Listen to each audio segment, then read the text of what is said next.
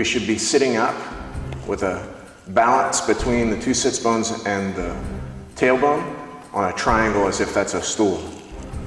Chin down, crown up. That's our end goal.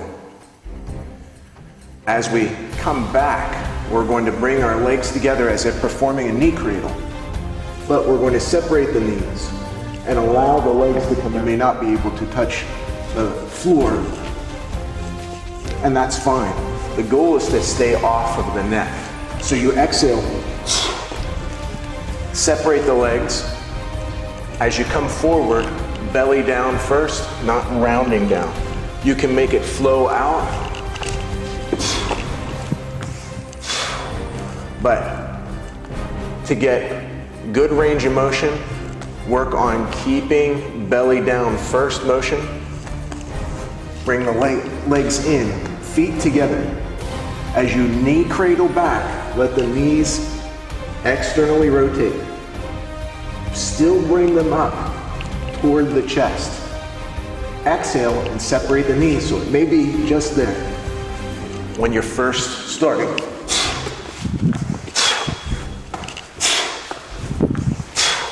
Eventually you want to work on being able to pull those all the way in.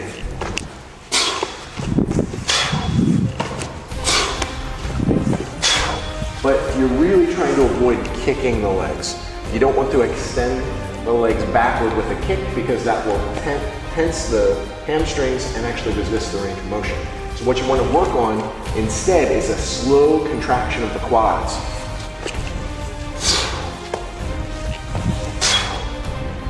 Now initially that might be challenging.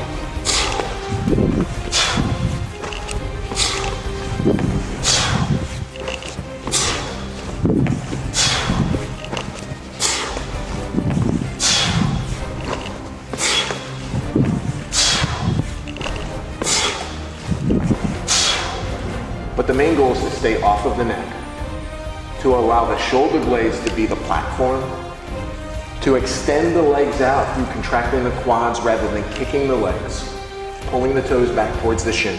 Keep your navel in towards your spine and perform all of the mechanics of the knee cradle and the basic spinal rock to ensure that your lower back is protected and so that we pulp all of that excess tension along the rectors and lats, which allow us to have full range of motion, truer range of motion, and forward flexion.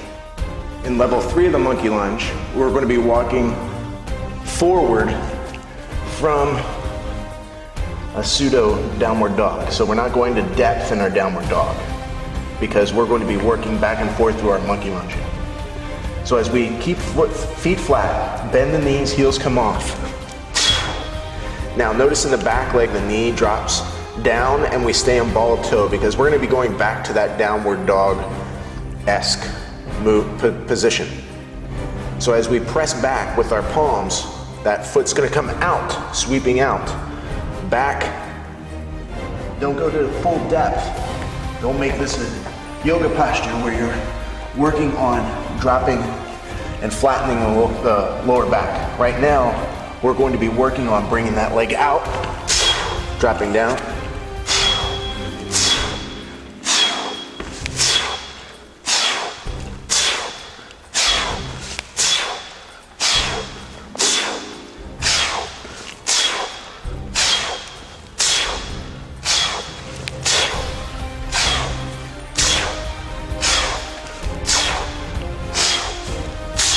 So the main point right now is to focus on getting that knee down, staying ball of foot, getting 2 hips in one line because we don't want to open up the hip. We want to keep 2 hips in one line so we're working fully asymmetrical. Then drop both hips down, keeping spinal alignment. That preloads the stored elastic energy. As that elasticity increases, we're going to allow the rubber band to propel us back as we drive off mid-foot balance. Back towards that downward dog position. As we come forward, knee out, back into the next position. 2 hips in one line. Knee down, no knee strikes, no knee strikes. Keeping on ball of foot, keeping spinal alignment. Keeping position of the arms with shoulders packed. In the third level of the plank pull family, we're going to be moving from ball of foot to laces. And this is actually an extreme challenge. So it's a small component, but it is so intensive for the core that you need to pull out the component and practice it before you add it in. And that is working from plank position, from laces down, pressing back,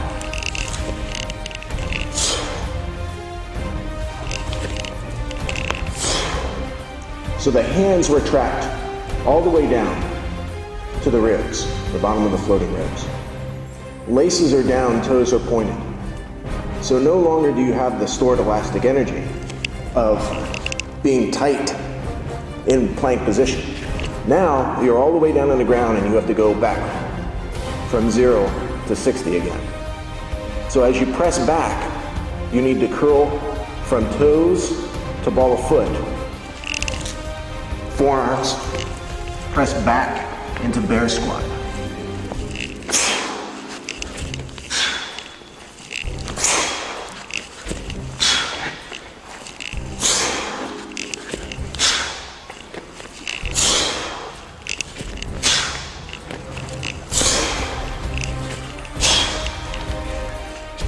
So the challenge is much greater because when you pause at the plank position in level 2, that tightness actually is like a rubber band being stretched. But in the full extended laces down cobra position of the plank pull, you have to pull all the way to 0 and then start again to press back. All the way to 0. So it's as if you just did a muscle up on a bar or on a window. So you pull all the way down and then you press down towards the hips to the floating ribs. So this full muscle up version of the plank pull is an extreme challenge. Keep on focusing on flipping those toes over, and then don't forget to drop the forearms down to protect yourself so that you don't go into form degradation, because our goal is to not surpass technical failure. So when the technique starts to diminish, place the knees down on the way back. So press back to ball of foot, then press the knees down. Don't press back from here.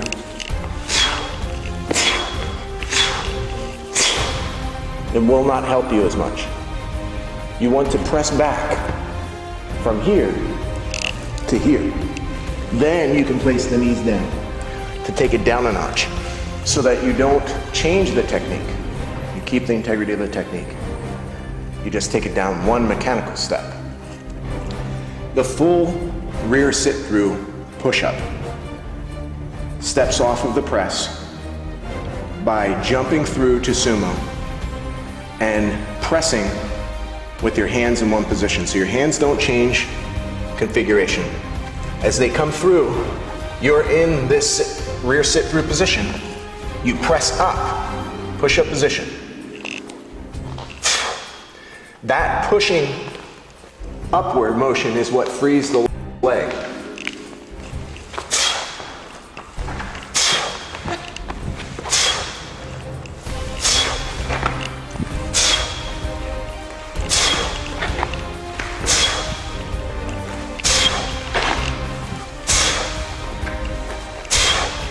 So the challenge is maintaining position on your arms, working on this lengthened position of the leg thread.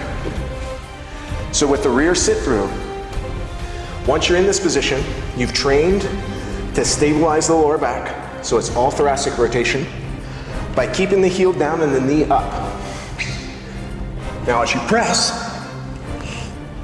lower back is stabilized, but you have rotation in the press, which you don't get from normal push-ups.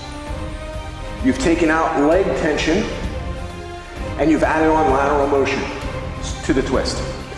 So it's a significant challenge. You want a little bit wider than normal hand grip. Keep hands in place. As you press up, freeze the leg, pass sumo, extends, and begins the next push-up. In the level 3 sit-through, you're performing a one-leg sit-through push-up. The challenge is to avoid trying to do the push-up with two arms. You're actually at about 70% weight transferred to the far arm, 30% on the near arm. So you are developing core activation. So you need to exhale, contract the core as if someone is going to hit you in the belly. By having that contraction, that will give you the strength of an elbow lever, because your sit through comes from here, presses up,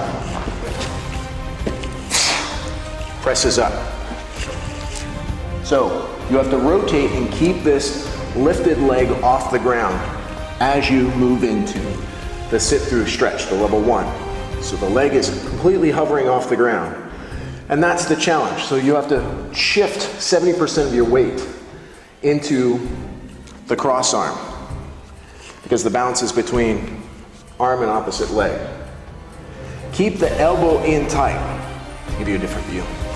When the leg's through, this elbow needs to stay in tight in order to perform a core push-up.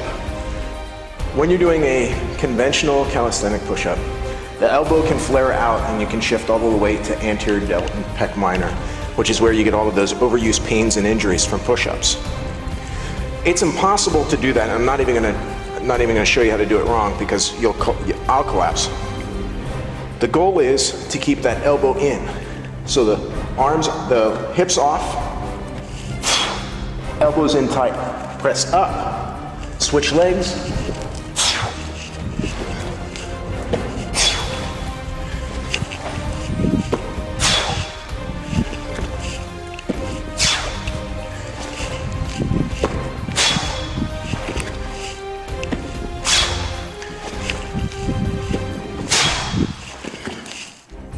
the shin box kick. You're working on a double kick to a 180-degree shin box. Now, at first, this is going to feel like dynamic flexibility, but it's extreme range strength. If you're having too much of a flexibility challenge, drop back down to level 2. At level 3, you should have one set of practice, come down, 2 legs kick up. As you come down, place the outside leg down. This leg will be going backwards. So as you come up, knee drops in. And we're gonna rotate 180 degrees to this hurdler position. Rotate back, both legs kick. Opposite leg places flat. This leg drives this knee down as the rotation happens. So as you rotate, you end up back in hurdler position, heel down, 2 hips down. Keep it shallower, so at a 45-degree angle. As long as you can keep 2 hips down. Work deeper. The greater your range of strength in this, the more effective the exercise will become for you. So as you rotate back, both legs kick, opposite leg down, drive midfoot, knee drops inward, internal rotation. Leg extends, rear leg, thigh tight, knee lock, toes to shin, heel kicks away.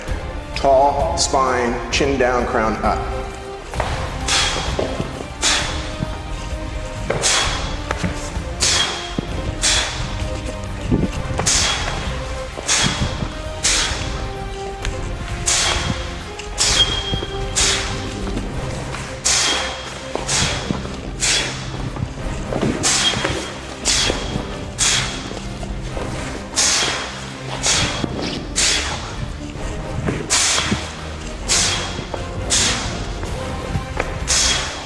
So you can see that we're working on obvious leg strength, internal leg strength. But more importantly, it's being driven from the core. So as you roll back, the core engages, pull your navel in, tighten up your rectus. Pull your transverse in first, then tighten up your rectus. Place that leg down, because we're driving at an angle to move 180 degrees.